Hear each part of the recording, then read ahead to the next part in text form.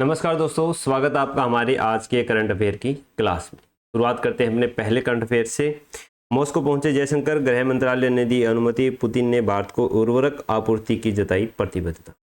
अभी हमारे विदेश मंत्री एस जयशंकर है, वो 2 दिन की रूस की यात्रा पर हैं। जो ब्रिक्स शिखर सम्मेलन होने वाला है सितंबर में, उससे पहले ये एक आधिकारिक रूप से यात्रा की है, जिसमें राष्ट्रपति पुतिन है, उन्होंने उर्वरक आपूर्ति के प्रति प्रतिबद्धता है वो जताई है। और भारत ने भी ये कहा है कि हम जो एससीओ और जो ब्रिक्स संगठन है, इसके आधार पर सहयोग के साथ बढ़ते हुए इन सब चीज़ों को कवर करेंगे। तो इसमें ब्रिक्स शिखर सम्मेलन है वो अभी होने वाला है। 18वां ब्रिक्स शिखर सम्मेलन होगा ये, जो 12 से 13 सितंबर 2026 को नई दिल्ली में भारत मंडपम में आयोजित किया जाएगा। ब्रिक्स में फिलहाल कितने देश सम्मिलित हैं? 11 देश इसके सदस्य हैं और इसकी थीम रहने वाली है building for resilience, innovation, cooperation and sustainability. तो ये हो गया ब्रिक्स के बारे में। फिर सुप्रीम कोर्ट ने जोजड़ी, लूनी और बांडी नदी के किनारों के ऊपर जो भी प्रदूषण फैलाने वाले उद्योग हैं, उनकी गतिविधियों पर रोक लगाई है। उनके 100 मीटर के दायरे में कोई भी नया निर्माण है, कंस्ट्रक्शन कार्य है, वो नहीं हो पाएगा।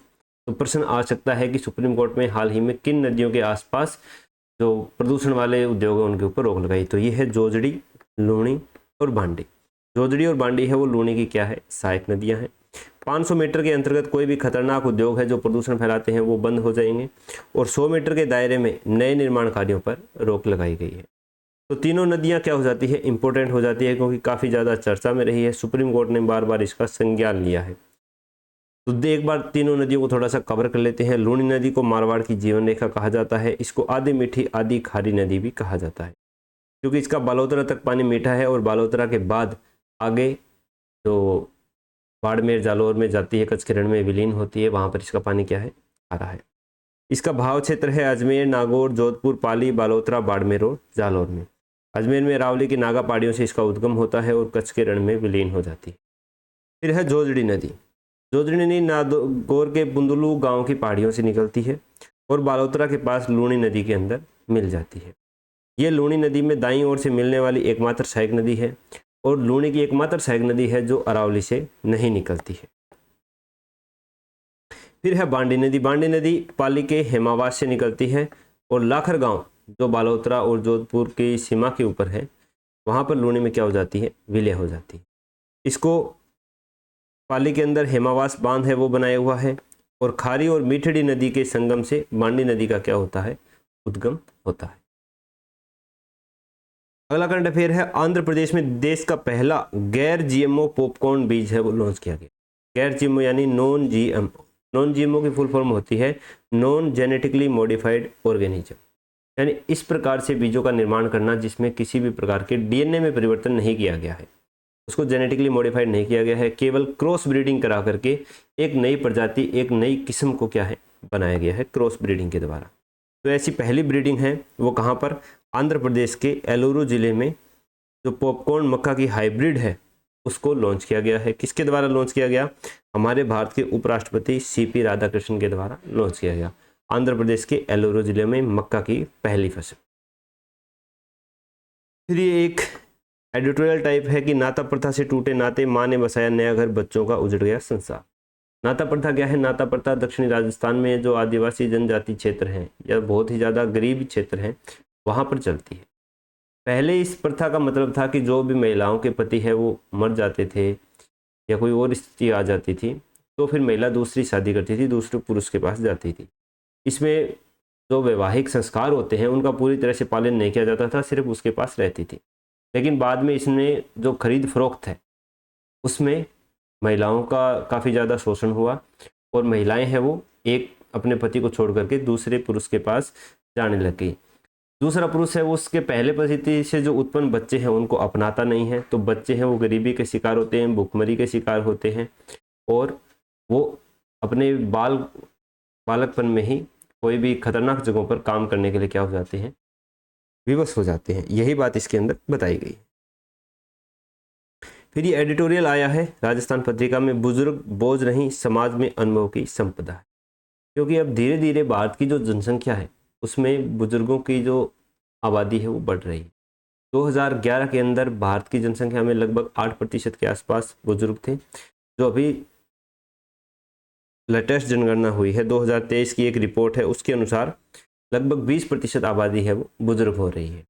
तो इन बुजुर्गों की जो बढ़ती आबादी है, इनके सामाजिक कल्याण के लिए, इनको स्वास्थ्य सेवाएं प्रदान करने के लिए, इनके उत्थान के लिए सरकार के द्वारा किस प्रकार कार्यक्रम किए जाने चाहिए, ये चीज़ें इसके अंदर बताई गई है।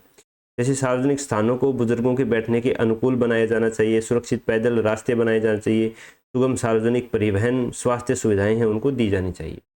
डिजिटलीकरण के साथ साथ उनको जो ऑफलाइन चीज़ें हैं उनके बारे में भी बताना चाहिए। जो जेन जी है यानी आज की पीढ़ी है और जो वृद्ध है उनके मध्य संवाद है वो लगातार घटता जा रहा है, तो एक सामाजिक परिवेश है वो इस प्रकार से हमें स्थापित किया जाना चाहिए। फिर अगला एडिटोरियल है टैरिफ की दो धारी तलवार, भारत के सामने ऊर्जा संकट। अमेरिका ने एक बिल पास किया है जिसका नाम है लिंडसे ग्राहम प्रतिबंध विधेयक 2026 और अमेरिकी जो सीनेट है उसने इसको पूर्ण बहुमत के साथ, शायद 88-16 बहुमत के साथ इसको पारित किया गया है।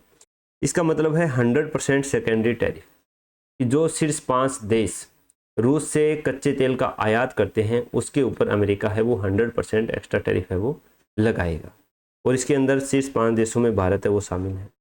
तो अगर भारत के ऊपर 100% एक्स्ट्रा टैरिफ लगता है तो भारत जो निर्यात करता है तो वो निर्यात की जाने वाली वस्तुएं अमेरिका में क्या हो जाएगी, महंगी हो जाएगी। महंगी होने के कारण वो अमेरिका के बाजार में गैर प्रतिस्पर्धात्मक हो जाएगी। इसलिए भारतीय निर्यातकों को, भारतीय उद्योगों को, खास तौर से जो टेक्सटाइल उद्योग हैं, फार्मास्यूटिकल उद्योग हैं, उनको काफ़ी बड़ा नुकसान झेलना पड़ेगा। इसके लिए भारत को जो भी रणनीतिक और कूटनीतिक कदम उठाने हैं उनको जारी रख सकता है। अपनी ऊर्जा है उसको नवीकरणीय ऊर्जा की तरफ जा सकता है, या जो पेट्रोलियम के भंडार हैं उनको बढ़ा सकता है।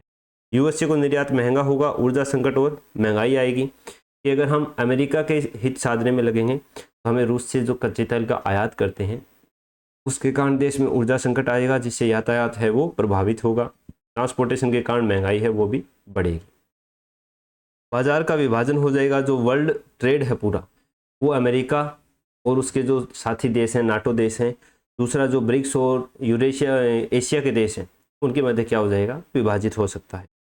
स्टैगफ्लेशन का मतलब है साथ में तो मंदी आ रही है और साथ में महंगाई भी बढ़ रही है, दोनों की मार एक साथ होती है, उसको बोलते हैं स्टैगफ्लेशन की स्थिति है वो पूरे विश्व में आ सकती है। भारतीय उद्योगों पर प्रभाव हमने देख लिया है, तो ये इस सब चीज़ें हैं वो इस एडिटोरियल में बताई गई। इसके बाद में है चुनाव लड़े बिना भी बन सकते हैं महापौर और अध्यक्ष, खुला रखा बाहरी चेहरे का विकल्प। 2019 में कांग्रेस सरकार ने बदले थे नगरपालिका चुनाव नियम। नगरपालिका चुनाव में जो वार्ड होते हैं उनमें से पार्षद नियुक्त होते हैं, फिर पार्षद है वो नगरपालिका अध्यक्ष है वो चुनते हैं। अब पहले 2019 से पहले ये प्रावधान था कि जो पार्षद हैं वो अपने में से ही किसी एक को अध्यक्ष है वो चुनेंगे, लेकिन 2019 में इसको चेंज किया गया कि कोई बाहर का व्यक्ति जो पार्षद बन के नहीं आया है, चुनाव बन के नहीं आया है, इलेक्ट होकर नहीं आया है, उसको भी अगर सारे पार्षद हैं वो बहुमत के आधार पर अध्यक्ष बनाना चाहें तो बना सकते हैं। बस केवल उसमें पार्षद का चुनाव लड़ने के लिए जो योग्यताएं होनी चाहिए वो योग्यताओं का निर्वहन वो व्यक्ति करता हो। पहले उसका बीजेपी ने विरोध किया था, लेकिन बाद में जब बीजेपी की सरकार आई तब उन्होंने इस प्रावधान को खत्म नहीं किया है।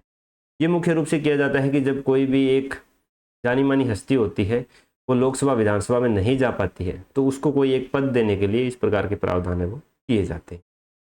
बड़े नेताओं की राजनीतिक वापसी का एक रास्ता बन जाता है।